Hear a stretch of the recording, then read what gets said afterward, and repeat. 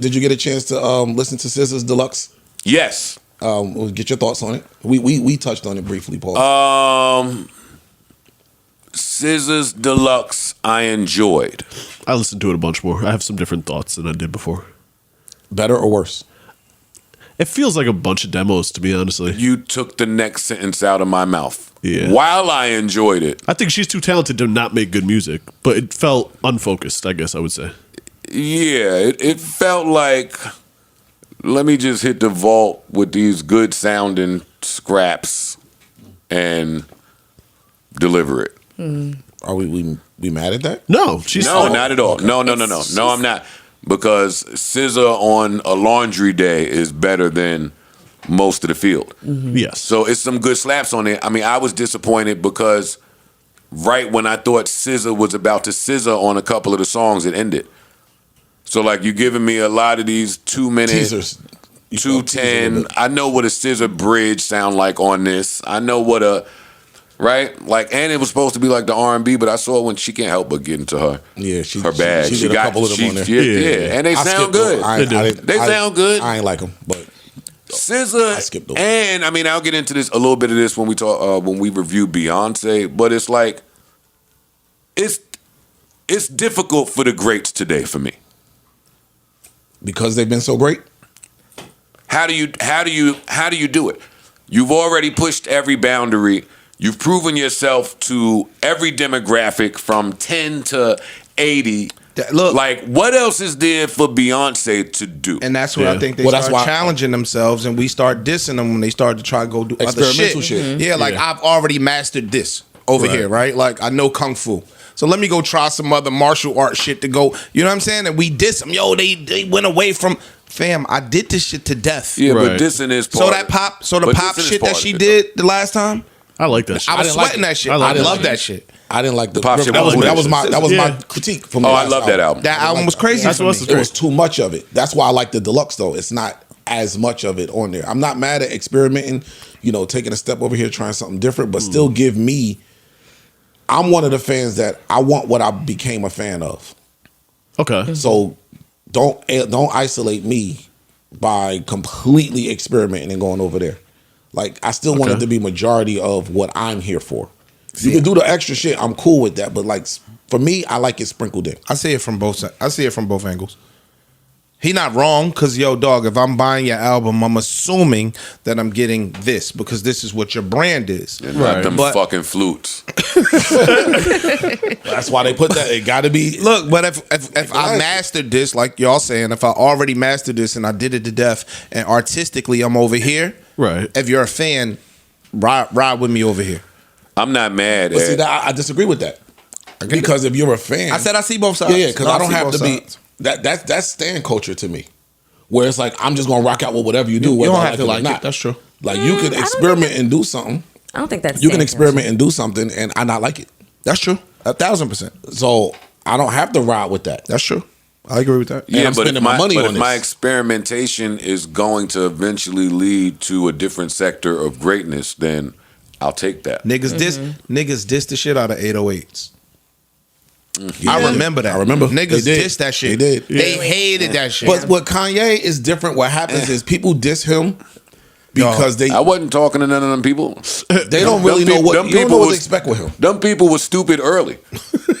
No, hold up for a minute, because I don't give a fuck. Niggas was maybe it was niggas dissing 808. They hated that shit. Y'all was dumb early. It was early signs that 808 was about to do something different. Bro, niggas hated that shit. Niggas absolutely hated that shit. Absolutely hated it. I might have been one of them at first. I didn't. Yeah. At first. I very quickly started seeing them call it a classic. Yeah, it turned quick. It turned fast. It was that one, and for me, Last Train to Paris. When I first heard it, I was like, this is not.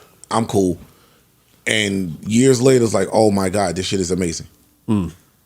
So it happens sometimes. Yeah, like so. But I don't think none of this, the LANA Deluxe thing, I don't think any of this really pertains to. I don't think she was particularly No. daring. I'm just saying, and just I'm trying to bring it back music, around back to the LANA album. It just felt like demos. Like even to the fact that like it really sounds like they had the same reverb and EQ on everything and just left it. What do you think the purpose of the release was? I think that They do have a tour coming up, so I mean that may be part of the inspiration. Well, SZA, if I remember correctly, had been promoting the R&B portion of a Deluxe for a year. Yeah, she has been talking about it for a while. I think that she was working on this maybe very early in the year. Heard the Euphoria beat playing distant from another room and walked over there and quickly saw that Kendrick had a plan for the year, and it probably made some sense. I'm freestyling right now. Don't think I spoke to somebody and got this. I just think she heard something, went in there, seen a man on a mission, and was like, you know what? You got it. Let me hold up. You got it. Because the timing couldn't be any better. The streets is now asking for a Kendrick and SZA EP, joint project. But I mean, you say the timing couldn't be any better. I mean, they told us at the top of the year with that list that everybody that was dropping. Yeah, TDE took the year. And I came in here and said, I don't believe that shit. I know, and then they called me. And I came back and said, oh shit, y'all, hey, I owe y'all an apology. Mad calls for the shit that I say. No, for real. I mean, for that? Get my head stomped. That's a call for that? But saying, I don't believe you? Yes. Well, I'm glad my people's over there and called me. Good. No, fuck me. Fuck me.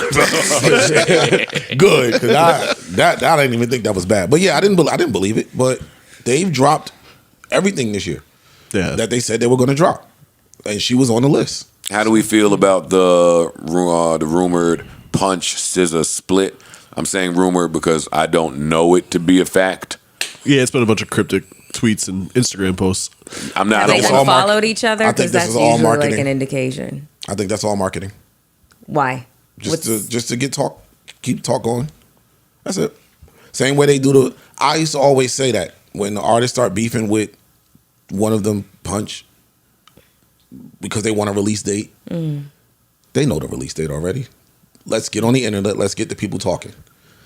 She said something. I saw them tweet. She put the text combo up. She wanted to put out more music, and he responded and said, "Oh, let's let this breathe for a minute. Yeah. Let's wait till Christmas or New Year's or something." So to get people saying more music is coming again, like he was like, "Oh yeah." Like they move too militant and secretive for just. I assume anything that ever hits the blogs or social media from anybody directly there is a plan. It's deliberate. They just don't move that way. Ain't nobody running their mouth over here. Ain't nobody really venting against them like that, or except one person. But you see what happened. So I think all of this is part of marketing for them.